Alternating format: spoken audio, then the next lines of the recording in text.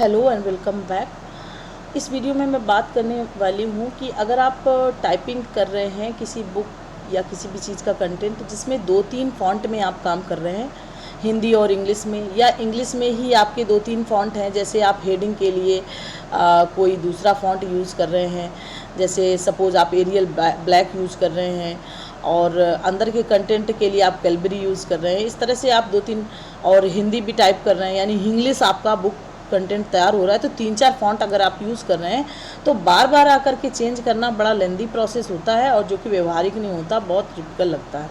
तो इसको आप कैसे शॉर्टकट की को सेट कर सकते हैं, इसके लिए आपको क्या करना है, ऑफिस बटन पे क्लिक करना है, वर्ड ऑप्शन पे जाना है और यहाँ पे आपको जो है जाना है कस्टमाइज़ बटन पे, और यहाँ नीचे ये कस्टमाइज़ बटन दिखेगा, यहाँ पे आएंगे और यहाँ से आप लेंगे फ़ॉन्ट, ये फ़ॉन्ट पे क्लिक करेंगे और जिस फ़ॉन्ट को आप सेटिंग करना चाहते हो वो फ़ॉन्ट आप यहाँ से ले लीजिए।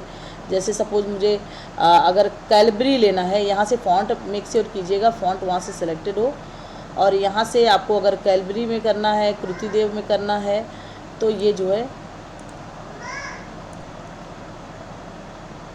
यहाँ कृतिदेव के लिए अगर आप सेट करना चाहते हैं तो यहाँ पे आप कुछ सेट कर सकते हैं। अगर मैं यहाँ पे कंट्रोल के सेट करती हूँ तो कंट्रोल के हाइपर लिंक वाला जो है हमारा एडिट हो जाएगा। तो यहाँ पर मैं अल्ट प्लस के सेट कर देती हूँ, क्योंकि अल्ट जो है मैं कम यूज़ करती हूँ, आप अपने हिसाब से सेट कर दीजिएगा। के फॉर कृतिदेव, इसलिए के मैंने किया है, इसको मैंने असाइन कर दिया। इसी तरीके से आप दूसरा देख लीजिएगा कि कौन सा और फॉन्ट आप यूज़ करने वाले हैं, उसको देख लीजिएगा। कैलबरी आई थिंक हम लोग करने वाले थे, तो कैलबरी के लिए मैं यहाँ पे अल्ट के साथ सी दे देती हूँ कैलबरी के लिए, तो इसको असाइन कर दिया।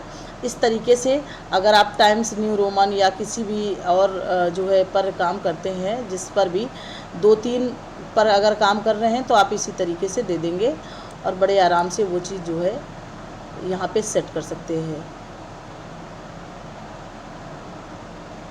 जो भी फ़ॉन्ट पे आप काम करते हैं उसी को आप देंगे, क्योंकि आपको नाम पता होगा। अभी यहाँ पे अगर हम कोई और नाम दे देंगे तो फिर, जैसे मान लो अगर हम किसी और को ऐसे ही दे देते हैं, अल्ट प्लस एफ दे दिया और असाइन कर दिया, अब ये ओके करेंगे, क्लोज कर दिया और ओके कर दिया। अब यहाँ पर हमें जब भी कैलबरी पे और कृतिदेव पे काम करना होगा तो मैं अल्ट के दबाऊंगी, तो आप देख सकते हो उधर फॉन्ट में अपने आप ही कृतिदेव हो गया है और मैं आराम से कृतिदेव पे टाइपिंग कर सकती हूँ। और जब भी मुझे कैलबरी चाहिए होगा, अल्ट सी दबाऊंगी, ऊपर कैलबरी आ गया है और मैं अब कैलबरी में टाइपिंग कर सकती हूँ। और जब एफ़ वाला मुझे पता नहीं कौन सा फ़ॉन्ट था, जब मैं अल्ट एफ़ दबा रही हूँ तो ये फ़ॉन्ट आ गया।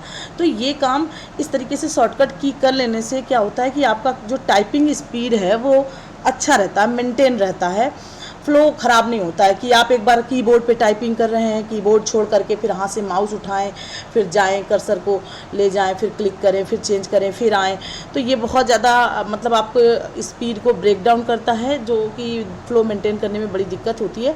तो शॉर्टकट की अगर आप सेट करके काम कर रहे हैं तो बहुत आराम से काम कर सकते हैं। जैसे दोबारा से मुझे कृतिदेव में आना है, फिर मैं अल्ट के दबाऊँगी, फिर कृतिदेव में आ गई, इस तरीके से फिर अल्ट सी किया, फिर जो है कैलबरी में आ गए, फिर अल्ट एफ़ किया, तो फिर अब जो है हम वो अगले फ़ॉन्ट में आ गए। तो ये बड़ी जल्दी हम अपना चेंजेस कर सकते हैं। और जब हम डेली जब हम सेट कर देंगे और दिन भर उसी पे काम कर रहे हैं, यही हमारा काम है, तो थोड़ी देर में फ़्लो इतना मेंटेन हो जाता है कि हमें वो शॉर्टकट की बिल्कुल याद हो जाती है। मुझे इतनी देर में ही याद हो गई जितनी देर में आपका वीडियो रिकॉर्ड किया। तो उम्मीद करती हूँ कि वीडियो पसंद आया होगा। पसंद आया हो तो लाइक कर दिया करो यार। बच्चे समझ लो कि जो है सुला करके किसी तरह गर्मी में बैठ करके रिकॉर्ड कर रही हूँ, पर तुम लोगों को कुछ नहीं अच्छा लगता है। चलो ठीक है फ़िलहाल।